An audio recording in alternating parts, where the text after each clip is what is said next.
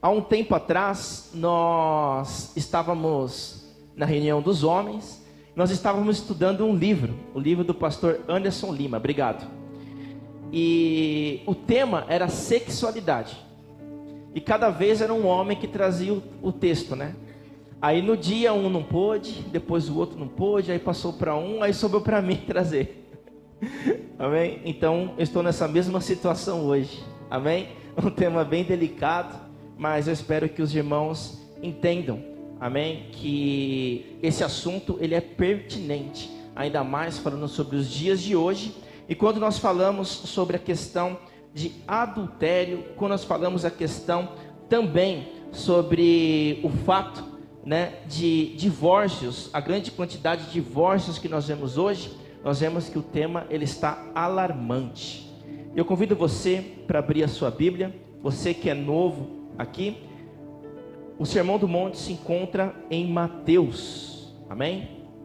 Mateus, no capítulo 5, 6 e 7, e hoje nós vamos ler a partir do versículo 27, amém? Mateus, capítulo 5, a partir do versículo 27, diz assim: Vocês ouviram o que foi dito, não cometa adultério. Eu, porém, lhes digo, todo que olhar para uma mulher com uma intenção impura, já cometeu adultério com ela no seu coração. Se o seu olho direito leva você a tropeçar, arranque-o e jogue-o fora, pois é preferível você perder uma parte do seu corpo do que ter o corpo inteiro lançado no inferno. E se a sua mão direita leva você a tropeçar, corte-a e a jogue fora, pois é preferível você perder uma parte do seu corpo do que o seu corpo inteiro ir para o inferno. Versículo 31. Também foi dito, aquele que repudiar a sua mulher deve lhe dar carta de divórcio. Eu, porém, lhes digo, quem repudiar a sua mulher, exceto em caso de relações sexuais ilícitas, a expõe a se tornar adúltera. E aquele que casar com a repudiada, comete adultério. Amém? Abaixe sua cabeça em reverência, amém? E vamos orar. Soberano Deus, eterno Pai, em nome de Jesus, te pedimos, ó Deus, aplique essa palavra em nosso coração, que possamos em nome de Jesus ser admoestados pela tua palavra e entender as verdades do Evangelho, ó Pai. Em nome de Jesus, amém e amém. Glória a Deus. Irmãos, esses dias atrás nós estávamos assistindo algumas séries antigas na televisão, alguns programas antigos.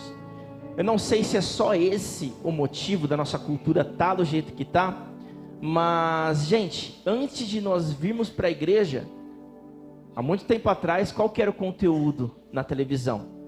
Geralmente, banheira do Gugu, o Tchan, boquinha da garrafa, e depois você chegava com aquela situação toda, sabe? Aquela informação, e você ria, achava engraçado. E hoje, pior do que isso, nós vemos algumas músicas, algumas letras explícitas. Amém? Não estou condenando aqui ritmos musicais, mas conteúdos de letras ilícitas. E hoje eu vejo uma geração complicada, uma geração diferente da geração anterior. Porque nós víamos aquilo, mas não tínhamos a malícia que tem hoje. Mas se você pegar os dados e ver a questão da sexualidade, nós vemos que a maioria dos jovens, adolescentes com 13, 12 anos já tem uma vida sexual ativa. E gente, isso não é normal. Isso está errado. A Bíblia condena isso daí. Então não sei se tem a ver com isso, mas também nós vemos na nossa mídia hoje, nós vemos em filmes, muitos princípios da palavra de Deus sendo feridas, e muitas das vezes a gente até aprovando essas questões. Vou dar um exemplo aqui. Eles colocam uma situação de um casal aonde o homem ali, ele é muito bravo, ele não entende a esposa, e a esposa começa a ficar acuada, e de repente aparece um homem que trata ela bem, um outro homem. E aí, como aquele homem que trata mal, comparando com aquele homem que trata bem, todo mundo está torcendo para que cometa um adultério ali, que fira a palavra de Deus. Então, a mídia vem levando a gente para ferir a palavra de Deus, e muitas vezes nós, cristãos, nós acabamos no erro de admitir ou permitir que o nome de Deus seja profanado, ou então rimos diante da situação. Você pode ver também em desenhos da Disney, não só Disney, mas em outros desenhos também, que sempre a questão da homossexualidade é aquele engraçadinho, aquele bonitinho, aquele que faz alguma palhaçada, alguma coisa que todo mundo ri, mas no fim está introduzindo na nossa vida, aquilo que profana a palavra de Deus, aquilo que é errado, amém? E não podemos deixar de falar disso no púlpito. Então permita-me dizer para vocês que hoje parece que errado é aquele que não comete adultério. Olha que inversão de valores. Olha que inversão de valores que acaba complicando a nossa geração e ferindo o princípio, que é o casamento, criado por Deus, e ferindo vários e vários outros princípios. As estatísticas mostram, não vou me delongar muito nessa parte, que de acordo com diversas pesquisas aqui, uma média, né, a infidelidade ela é um problema que afeta muitos brasileiros. E olha a porcentagem. Em 2022, 80% dos brasileiros afirmam que já cometeram, já foram infiéis com o seu cônjuge. 80%. Mas espera aí, nós não somos uma nação cristã? Não somos uma nação que teme a Deus? Gente, isso também está dentro das igrejas. Isso também está dentro das igrejas. E o interessante é que em 2022 ainda, desses 80%, 91% é homens, e 88% das mulheres já afirmaram que traíram. E nós vemos também aqui que eu peguei uma pesquisa um pouco mais antiga, de 2017, né? Antes era 50% de homens e 30% de mulheres, ou seja, está crescendo o número de mulheres que venham a ser infiéis no seu matrimônio. E pasme os irmãos, o estado de São Paulo está em primeiro lugar, né? Não deveria estar em primeiro lugar, mas o estado de São Paulo, ele está em primeiro lugar. E amados, o propósito dessa palavra de hoje, de forma alguma, é apontar o dedo para os outros, para você, e nem jogar pedras em você. É te ajudar a você a guardar a vigilância e entender o quão danoso é o pecado em nossa vida. Nós precisamos lutar contra o pecado, e muitas vezes nós lutamos contra tantas coisas, mas não lutamos contra o pecado. E é sobre isso que eu quero falar com você nesta noite. Então, em primeiro lugar, irmãos, nessa primeira parte, no versículo 27 e 28, a intenção de Jesus é que eu e você sejamos transformados de dentro para fora. Nós vemos que Jesus, aqui no Sermão do Monte, ele combate muito os fariseus e os escribas, porque eles não tinham interpretado corretamente a lei de Deus. E nós vemos aqui que começa no versículo 27, dizendo: vocês ouviram o que foi dito. E o que foi dito? Claro que Jesus, ele estava mencionando ali em Êxodo 20:14, aonde ali nos 10 mandamentos está dizendo: não cometa adultério. É isso que ele estava dizendo.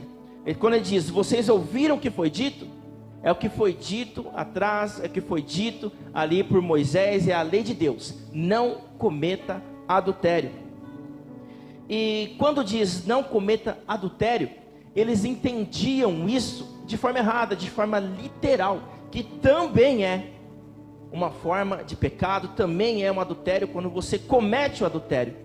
Mas Jesus, ele vai aprofundar ainda mais essa questão. Então Jesus, mais do que dizer não adultere, ele também estabelece um novo padrão de conduta, de comportamento e de profundidade do entendimento daquilo que ele quer ensinar. E de novo, a intenção de Jesus é que eu e você, nós sejamos transformados de dentro para fora. Então, amados, quando nós falamos aqui a respeito do ensino da lei, no verso 20 lá atrás, diz: porque eu afirmo que, se a justiça de vocês não excederem muito aos escribas e fariseus, jamais entrarão no reino de Deus. Então o que está em jogo, amados, é o reino de Deus. E a interpretação aqui, Jesus está dizendo para eles que vocês estão interpretando de maneira errada.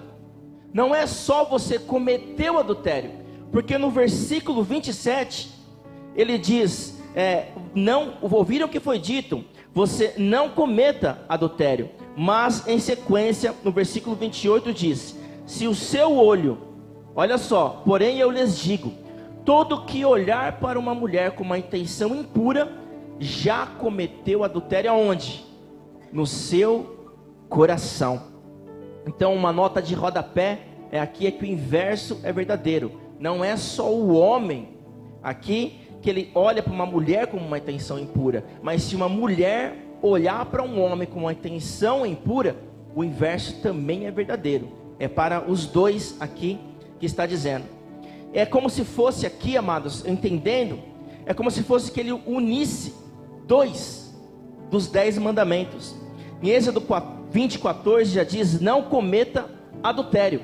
Mas depois no Êxodo 20:17 diz: não cobice a casa do seu próximo, não cobice a mulher do teu próximo, nem o seu servo, nem a sua serva, nem o seu boi, nem o jumento, nenhuma coisa que pertença ao teu próximo. Então ele une aqui a questão do adultério, eu vejo dessa forma, com a cobiça. Porque ele está dizendo que não é só você cometer um adultério, mas se você alimentar aquilo no teu coração, você já está cometendo adultério. E amados, as pessoas não chegam ao adultério físico sem que tenham primeiro adulterado aonde? No seu coração. É por isso que Jesus, ele vai aqui na base do iceberg, né? Esses dias eu estava conversando, eu e minha esposa, com uma irmã aqui da igreja, e nós falando sobre comportamento, sobre atitudes, nós usamos o exemplo do iceberg. Então o adultério, ele é cometido, literal, ele é a ponta do iceberg. E o coração aqui representado é toda a base embaixo. Embaixo do iceberg ninguém vê. Está ali para baixo do mar. Mas sempre antes, alimentado antes, para depois aparecer.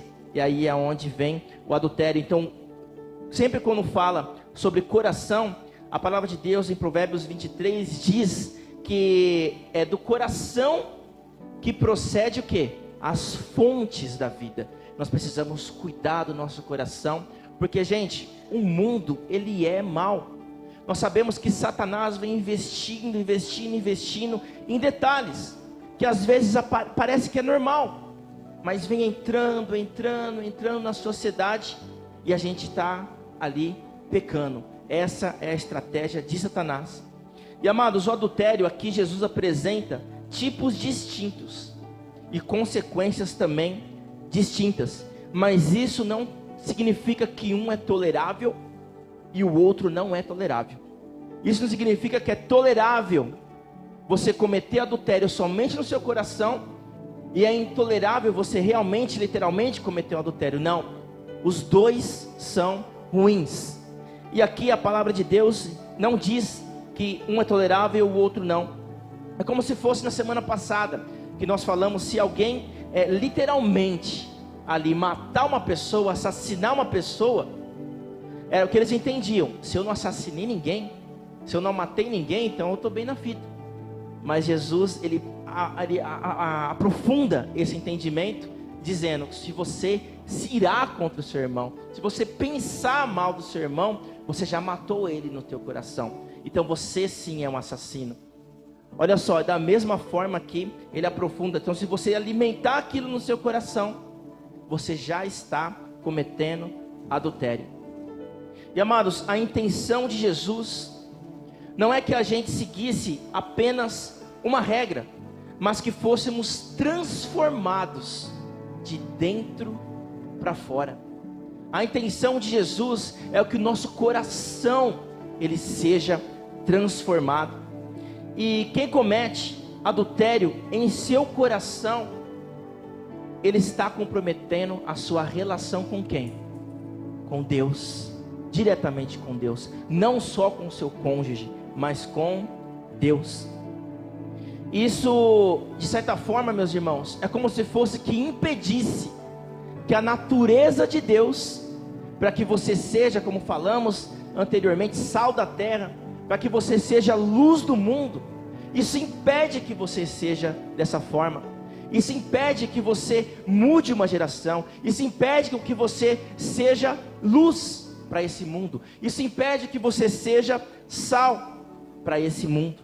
Então isso impede que a glória de Deus, a natureza de Deus, ela se manifeste na tua vida. E amados, o adultério, ele pode ser cometido com os olhos. Então nós sabemos que Jesus, ele foi tentado. E eu já disse aqui, é pecado você ser tentado? Não.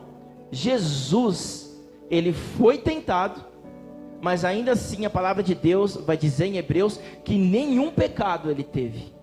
Então não é pecado você ser tentado.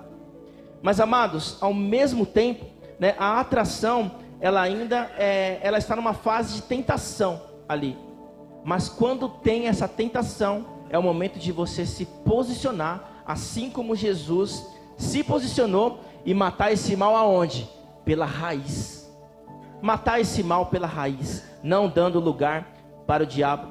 Então a intenção impura é diferente quando ela é alimentada em nossa mente. Então não podemos em nossa mente alimentar aquela tentação, e o seu coração começa a ficar cheio, até que você chegue na ponta do iceberg e cometa um adultério.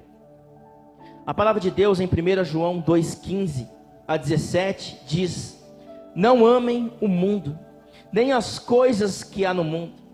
Se alguém amar o mundo, o amor do Pai não está nele. Porque tudo o que há no mundo, olha só, os desejos da carne, os desejos dos olhos, a soberba da vida, não procede do Pai, mas procede do mundo. Ora, o mundo passa, bem como os seus desejos, mas aquele que faz a vontade de Deus permanece para sempre. Amados, nós precisamos permanecer sempre na bondade de Deus, ao seguir a palavra de Deus, ao deixar as nossas vontades da carne de lado e seguir aquilo que a palavra de Deus diz, ser íntegro naquilo que nós fazemos. E quando nós olhamos para Jó, capítulo 31, Jó, ele foi considerado ali um homem temente a Deus, um homem que se desviava do mal, um homem que buscava ser íntegro. E olha o que ele diz: fiz um acordo com os meus olhos, de não olhar com cobiça para as moças. Amados, a nossa mente é muito complicada, e às vezes nós vivemos numa zona de conforto, porque ninguém está vendo a nossa mente, ninguém está lendo a nossa mente, exceto Deus, é claro. Mas nós precisamos, em nome de Jesus, cuidar do nosso coração, e nós precisamos fazer um acordo com os nossos olhos, amém? E não alimentar aquilo que nós olhamos, porque a nossa cultura, para onde quer que nós olhamos, há tentações, há atrações, e o inimigo, ele quer derrubar. E a investida do diabo é aonde? É na família. Daqui a pouco a gente vai falar sobre isso. O diabo, ele investe na família, só que ele começa lá de trás, mudando conceitos, invertendo os valores, para que a família seja destruída. Amados, o segundo ensinamento que nós vemos aqui é que nós precisamos valorizar o nosso relacionamento com Deus. No versículo 29, aqui eu vejo a palavra de Deus dizendo: se o seu olho direito leva você a tropeçar, arranque-o e jogue-o fora, pois é preferível você perder uma parte do seu corpo do que o seu corpo inteiro lançado no inferno. E se a sua mão direita leva você a tropeçar, corte-a e jogue fora, pois é preferível você perder uma parte do seu corpo do que o corpo inteiro ir para onde? Para o inferno. Amado, nós vemos aqui que Jesus, ele coloca na mesma balança tanto o pecado do adultério literal, quanto o adultério, eu vou chamar assim, adultério no coração. Ele coloca ali em pé de igualdade, porque é claro que são consequências ali diferentes, mas aqui ele diz a mesma condenação para os dois. E qual que é a condenação? O inferno. Então, amados, mesmo, e entendam bem, mesmo arrancando os olhos, para você ver que isso não é literal, e nós sabemos que existem pessoas no decorrer dos anos que acabaram interpretando errado essa palavra e realmente arrancaram a mão, arrancaram olhos. Mas não é nesse sentido, por quê? Porque pense bem, se fosse arrancando os olhos, se eu arrancasse os dois olhos, a mente ela continua funcionando. Então ainda assim na mente, mesmo sem os olhos, você consegue cometer um adultério no seu coração. E depois, geralmente, o adultério literal. Então, amados, é muito mais profundo do que isso. Jesus está apresentando aqui para a gente um conceito que ele quer mudar, como falamos no tópico anterior, de dentro para fora. Ele nos quer inteiro, não só uma máscara, não só aquilo que nós apresentamos para outras pessoas, mas tudo aquilo que também está dentro do nosso coração. É um conceito, é um princípio. E amados, geralmente nós defendemos aquilo que nos tem um valor, que nos dá um valor, aquilo que tem nós queremos proteger aquilo que tem um valor para a gente. Nós queremos proteger a nossa casa, nós queremos proteger o nosso carro, os nossos bens, os nossos filhos. E falando aqui um exemplo de carro, você coloca o seu carro num seguro, porque se alguém ir lá e roubar o teu carro, ele está no seguro, então ele está assegurado. Você quer proteger a tua casa, você quer proteger o máximo que você pode os seus filhos, mas o quanto você está disposto, e preste atenção no que eu vou falar agora, quanto você está disposto a proteger a sua santidade? Porque, amados, um carro, um patrimônio e tudo mais não vai te levar para o céu, mas o que está em jogo aqui, meus irmãos, é a sua eternidade. Não jogue fora a sua eternidade, não negocie a tua eternidade. E às vezes nós nos preocupamos tanto em proteger os nossos patrimônios, mas no piscar de olhos nós não protegemos a nossa santidade. A nossa santidade, irmãos, ela é importantíssima. Em Hebreus 12:4 diz: na luta contra o pecado, vocês ainda não resistiram até o sangue. O que a palavra de Deus está dizendo, meus irmãos? Está dizendo que a luta contra o pecado, ela tem que ser tão forte, ela tem que ser tão ferrenha, ela tem que ser tão profunda, num ponto da gente estar disposto a derramar o nosso sangue, a gente cortar a nossa mão, tirar os nossos olhos, cortar um membro do nosso corpo. A nossa luta contra o pecado tem que ser tão forte, tão ferrenha, a ponto de sangrarmos. É isso que Jesus está dizendo. Amados, nós precisamos olhar o pecado como uma ameaça ao que nós temos de mais importante. E o que nós temos de mais importante é o nosso relacionamento com Deus, é a nossa santidade para com Deus. Nós precisamos olhar o pecado como uma ameaça com o nosso relacionamento com Deus. Infelizmente, muita gente está cometendo adultério hoje e achando que é normal, seja adultério literal, seja adultério no coração, e assim vai seguir numa vida sem santidade. Aí é onde o inimigo, ele deita e rola na tua vida, e a sua, é claro, eternidade está em xeque. Em Gênesis capítulo 20, E olha que interessante aqui. Nós sabemos aqui que Abraão estava numa situação do qual ele tinha saído em direção ao Egito. Ele estava com sua esposa ali, Sara.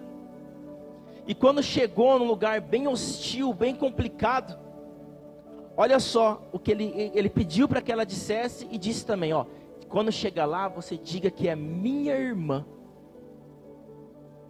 Porque naquela cultura daquelas pessoas que eles não conheciam a Deus, não tinha problema em matar o outro. Só que eles viam problema em cometer adultério. Então eles preferiam matar o homem para depois ficar com a viúva do que cometer adultério. Olha só, gente, um povo pagão, um povo que não conhecia a Deus, muitas das vezes tem mais princípio do que nós hoje, do que os valores nossos hoje. Nós, como que eu falo, é cristão, e de novo, 80% da população brasileira já cometeu adultério. Então nós, cristãos, estamos dentro desse bolo. Amados, os valores da sociedade, eles mudaram. E olha como um povo pagão tinha mais princípio muitas das vezes do que nós. Mas de novo, né? Parece que errado é quem não adultera. Então nós precisamos ter esse cuidado. Não podemos aceitar esses valores no adultério literal, muito menos com adultério nos olhos. Não podemos admitir esse pecado. Amém? No versículo 30, ele fala sobre a consequência aqui. Qual que é a consequência disso? Depois que ele fala que você arrancar os membros, no final ele diz: para seu corpo inteiro ir para onde? Para o inferno. E na primeira parte diz também, para o corpo inteiro ser lançado no inferno. Então a consequência, amados, é morte eterna. A consequência, ela é morte eterna. Então não são danos apenas em relação à família, que realmente é muito prejudicada. Nós sabemos que o impacto, por exemplo, de uma traição seguida de um divórcio, existe um impacto tremendo, principalmente nos filhos. E hoje a sociedade vê isso normal, porque quando nós assistimos as mídias televisivas, filmes, é normal. É estranho quando tem um casal onde os pais estão juntos. É esquisito. Acaba invertendo esse valor. É um princípio familiar sendo quebrado. Mas amados, em Hebreus 12, aqui no versículo 16 e 17, olha só, vai contar aqui a história de Esaú. Amém? Diz assim: e cuidem para que não haja nenhum impuro ou profano. Né? Impuro ou profano significa todo tipo de pecado. A palavra no original pornos, que significa todo tipo de pecado sexual, né? Todo tipo de ordem sexual. Então ele diz: e cuidem para que não haja impuro ou profano, como foi Esaú, o qual por um prato de comida vendeu o direito de primogenitura.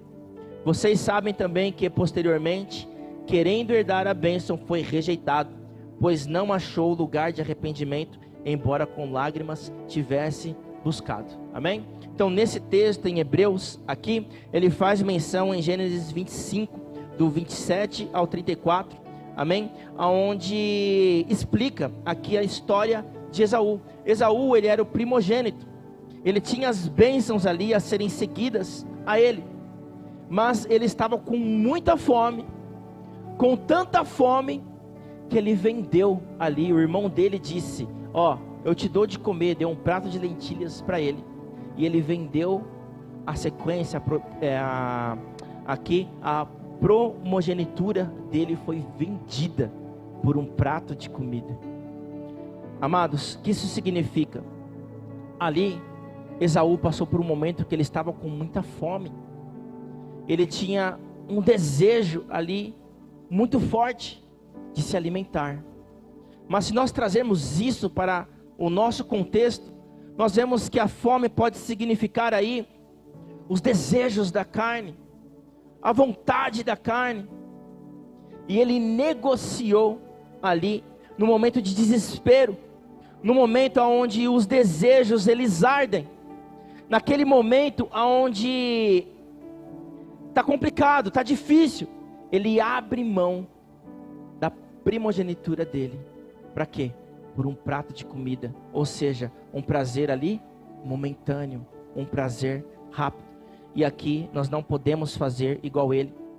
Então, quando a gente pensa em eternidade, nenhum pecado, nenhum prazer imediato vale a pena, meus irmãos, porque o que está em jogo aqui é a nossa eternidade. A nossa eternidade que está em jogo. E a Bíblia diz que nós devemos dar um valor a isso, não desvalorizar isso por um prato de lentilha como Esaú fez. Nós precisamos valorizar a ponto de nós arrancarmos o nosso olho e cortarmos a nossa mão, porque é preferível que isso aconteça do que o nosso corpo inteiro ir para o inferno, como diz a palavra de Deus. E amados, uma nota de rodapé aqui muito importante. Eu vi antes da nota, né, eu vi um vídeo muito engraçado na internet sobre casais. E nesse vídeo, o rapaz inteligentíssimo ali, ele chegou diante da esposa dele e trouxe um remédio para dor de cabeça e um copo de água. Ele chegou nela e falou assim: amor, toma aqui o remédio e o copo de água. Toma o remédio. Ela falou assim: mas eu não estou com dor de cabeça. Aí ele tirou ali os remédios da frente e baixou os lençóis. Por quê? Entrou dentro dos lençóis. Por quê? Né? Para ela não dar desculpa de estar com dor de cabeça. Gente, inteligentíssimo, né? MacGyver. Mas, gente, casal. Há muitos casais que com o tempo perdem a relação sexual, deixam de ter relação sexual. E a nota de rodapé é Satanás te usando, meu irmão, é Satanás te usando, minha irmã. Antes do casamento é pecado. Depois de casado, quando não há relação sexual, também pode ser considerado um pecado. E pior, porque não é só contra você, é contra o seu cônjuge, porque você vai deixar ele ali miguelando talvez um prato de lentilha, enquanto você está colocando ele ou ela a uma situação do qual que não justifica, mas que ele pode te trair com o coração, ou talvez literal. Quantos entenderam o que eu estou falando? Amados, casados, amém? Se a sua vida entrou numa rotina que você não tem mais relação sexual, amém? Repreenda em nome de Jesus. Uma vez eu ouvi o pastor Cláudio Duarte falando, como você saber se o homem ele está com desejos sexuais? Ele falou: é muito simples fazer isso. Pega o seu dedo direito, assim ó, né? Indicador, já viu, né? Coloca no nariz. Se ele estiver respirando, é que ele está. Então, irmãos, amados, né? Estou tentando falar com o máximo de delicadeza possível, mas é sério, gente. É sério, entendeu? Não podemos de forma alguma, amém? Colocar a pessoa que nós mais amamos numa situação do qual ela passa fome, né? O Léo está ali no berçário com o filho dele, não sei se ele vai lembrar, mas eu, o Léo, a Rissa e a Dani, nós fizemos, me permita, tá, gente? Né? Fizemos um curso de casais juntos, né? E nesse curso foi muito interessante. Lembra, Léo? Do curso de casais que nós fizemos, né? Antes de casar. É engraçado que o pastor, ele sempre referenciava fome, né? Não deixe o marido com fome. Não deixe o marido com fome. Aí no final da aula, né? Aí quando explicou de novo, ele entendeu. Ele pensava que era arroz e feijão. Na hora que ele percebeu que era outro tipo de fome, ele caiu na gargalhada. Eu caí junto, lembra? Amados, nem a mulher e nem o homem podem ficar com fome. Amém? Repreenda em nome de Jesus. Amém? Repreenda em nome de Jesus, né? E amados, isso é um assunto sim bíblico. É um assunto que deve sim ser comentado. Amém? Chega de falar que está com dor de cabeça. Em nome de Jesus. Amém? Glória a Deus. Deixa eu tomar uma água aqui. Aleluia. Glória a Deus. O versículo 31 e 32 aqui na sequência. Também foi dito: aquele que repudiar a sua mulher deve lhe dar uma carta de divórcio. Eu, porém, lhes digo: quem repudiar a sua mulher, exceto em caso de relações sexuais ilícitas, a expõe a se tornar adúltera. Aquele que casar com a repudiada também comete adultério. Amém? Então, amados, como nós falamos aqui, né? O adultério aqui, no caso, o divórcio, melhor dizendo, o divórcio aqui está cada vez mais comum em nossos dias. Então, amados, nós não podemos, nós somos protestantes, precisamos protestar contra o divórcio. É claro que existem situações diferentes, situações atípicas, cada caso é um caso. Mas via de regra, quando nós ferimos esse princípio, a questão do divórcio, nós ferimos algo que foi Deus que criou. Quem criou o casamento foi Deus. Jesus, ele foi indagado por algumas pessoas perguntando sobre isso, né? E ele respondeu ali que esse adendo aqui que foi colocado, exceto em caso de relações sexuais ilícitas, não é a vontade de Deus. Isso abre margem para algo pelo fato do coração das pessoas estar endurecido. Mas a verdade é que o casamento, ele é um projeto de Deus, e Deus, ele abomina o divórcio. Amados, não há nada mais devastador para uma família do que esse processo de divórcio, como eu já disse aqui, principalmente para os filhos.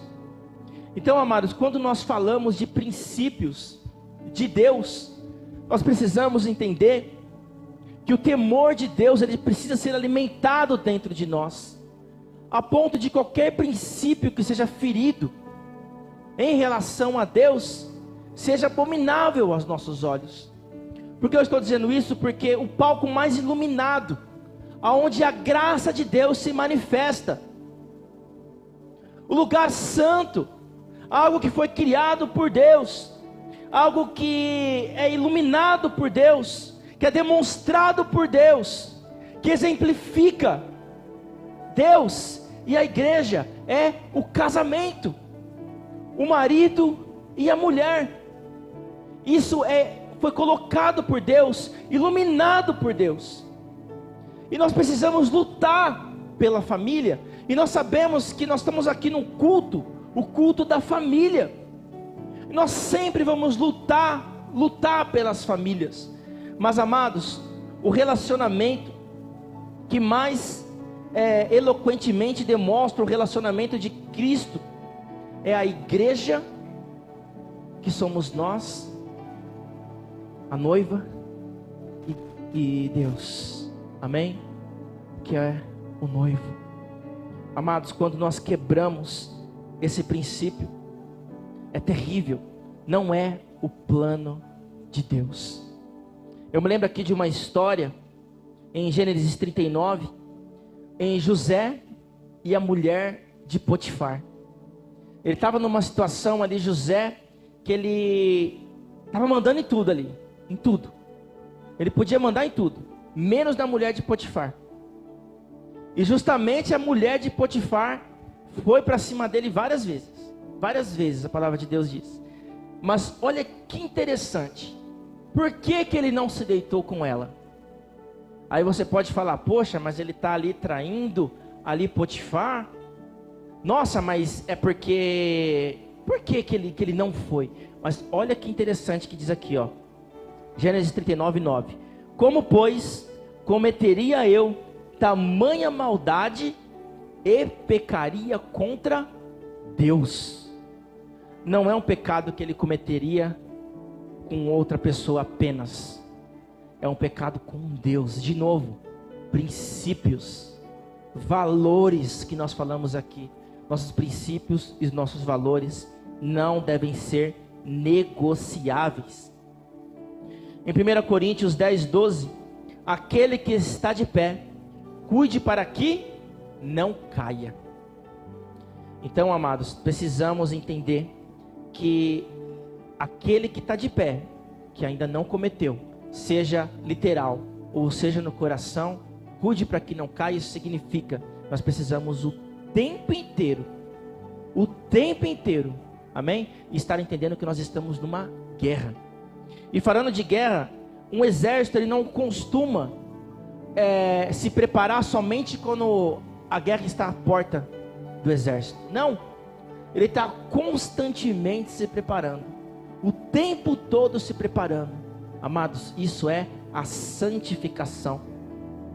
E amados, para aplicar aqui para os irmãos, né, nós precisamos buscar formas de pensar sempre nos detalhes, porque as guerras, elas são vencidas nos detalhes. A hora está um pouquinho avançada, mas eu tenho vários exemplos de guerra. Mas em um detalhe muito pequeno, o exército ele pode perder a guerra, mesmo tendo mais soldados. E amados, eu estou falando que o pecado ele entra devagarzinho, e quando você vê, você já perdeu, ou já comprometeu algo de tão precioso na tua vida. Não só o seu cônjuge, não só os seus filhos que ficam em risco, mas a sua eternidade e o seu relacionamento para com Deus. É isso que tem que estar na nossa mente. E amados, de novo, o propósito dessa palavra não é apontar o dedo para você, não é de forma alguma jogar pedras, é te ajudar a você guardar com vigilância e entender o quão danoso o pecado é quando nós não guardamos os valores de Deus em nossa vida. E amados, eu espero de coração que essa palavra inspire e desperte o coração de você a se voltar para Deus, ou então permanecer firme em Deus. Nós falamos aqui no início, e eu perguntei lá no começo do culto, né? Quantos aqui querem viver o sobrenatural de Deus? Amém? Nós queremos, mas não tem como nós vivermos o sobrenatural de Deus sem antes a santificação. E isso começa aonde? De dentro para fora. Amém? Convido o ministério de louvor.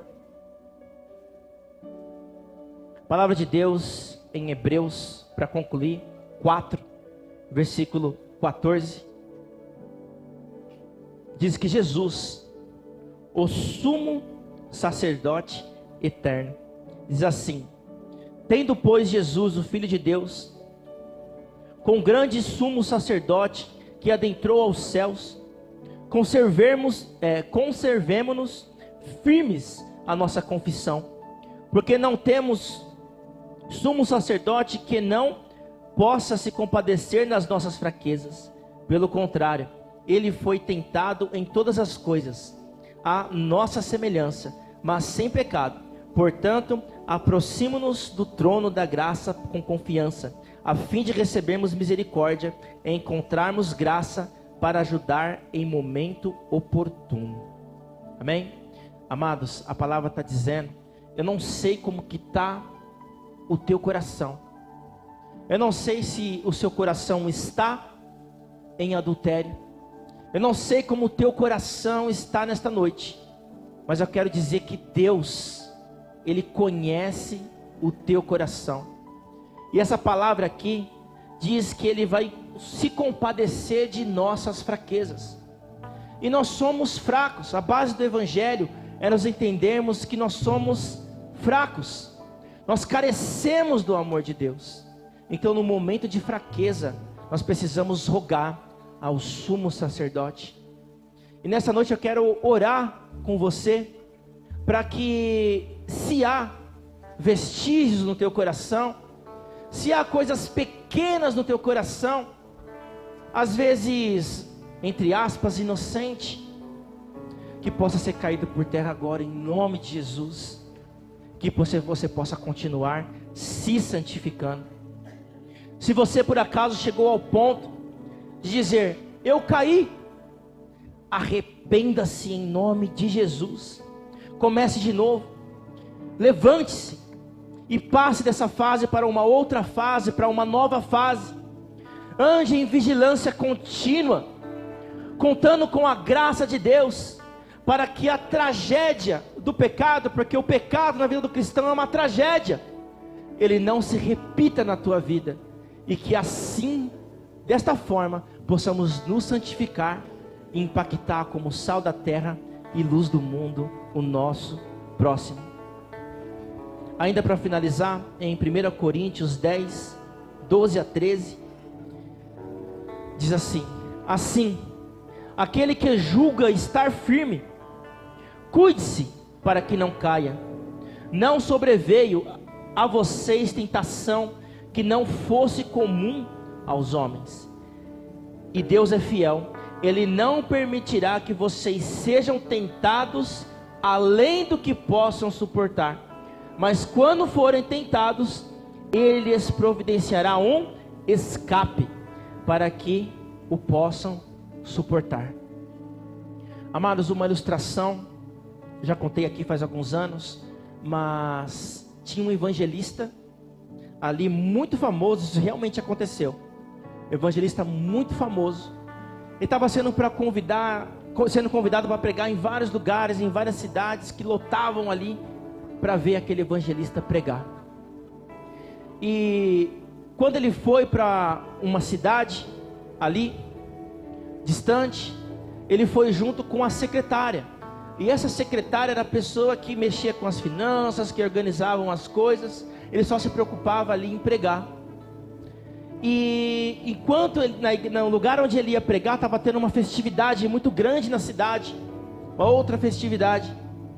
E quando ele chegou ali no hotel, não tinha feito a reserva e só tinha um quarto, apenas um quarto, somente um quarto. Aí a secretária falou: bom, então eu vou embora, eu vou me retirar. Ele falou: mas você vai viajar de noite, de volta, é perigoso. Aí ele perguntou se o quarto que tinha uma subsala. Aí por sorte ou azar, disse: tem uma subsala. Ele falou: não tem problema, eu durmo no sofá e você dorme na cama. Ela disse não, mas ele acabou convencendo ela ali. E os dois entraram no quarto, e antes dela dormir, eles ficaram conversando ali na subsala. E começaram a conversar. Eles começaram a perceber que eles tinham mais coisas em comum. E nessa situação, ela começou a falar com ele. Ele com ela começaram a se olhar de forma que nunca tinham se olhado antes. E como eles começaram a trocar os olhares, alguém bate na porta. É o rapaz das malas. E disse assim: ó, pediram para subir as malas aqui. Foi vocês que pediram? Aí aquele evangelista abriu a porta e falou: não foi a gente que pediu não, pode ir embora. E continuou ali. Logo começaram a trocar carícias. E de repente, naquela mesma situação ali, aparece uma mulher e bate na porta. Tá. Aí ele vai até essa mulher. Que foi? Foram aqui que pediram para poder fazer a limpeza, disseram que está sujo o quarto. Ele, não entendendo, diz: não, aqui não tem sujeira nenhuma, pode ir embora. E a terceira vez, no quarto vizinho do lado, bateu a porta um homem desesperado: nossa, eu escutei alguém gritando socorro, foi aqui?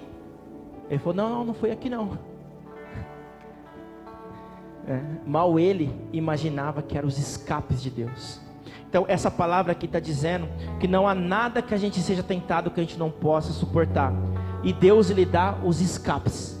Então precisamos ficar atentos aos escapes de Deus, para que nós não perdemos não só nossa família, não só nossos filhos, não só os nossos princípios do que a gente acha certo ou errado, mas a nossa eternidade. É isso que está em jogo. Amém? Quero orar com você.